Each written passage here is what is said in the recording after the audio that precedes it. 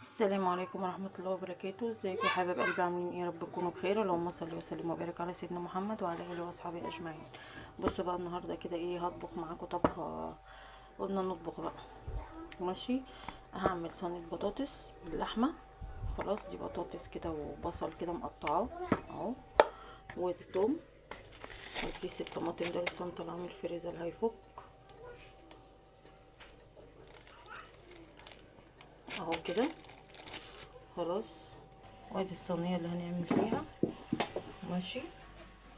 وادي كده اللحمه سلقاها وسايباها من امبارح تبرد. دي بقى ايه بقى، حذروا فزروا كده تعرفوهم.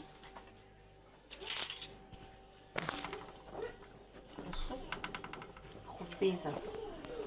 دي بقى طول الشتاء ما بمنعهاش، مبحبش اجيب الملوخيه، لان الملوخيه في الشتاء بتبقى صوبه فما باكلهاش يعني.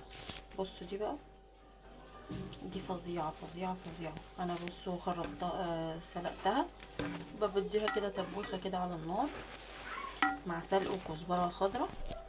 خلاص، وبعدين بقى اضربها نص ضربه كده واحط لها شوربه، واوريكم بقى ايه جمالها. دي بقى ايه يعني، بحبها جدا مع شويه بقى رز بشعريه كده، عايزه اقول لكم تحفه.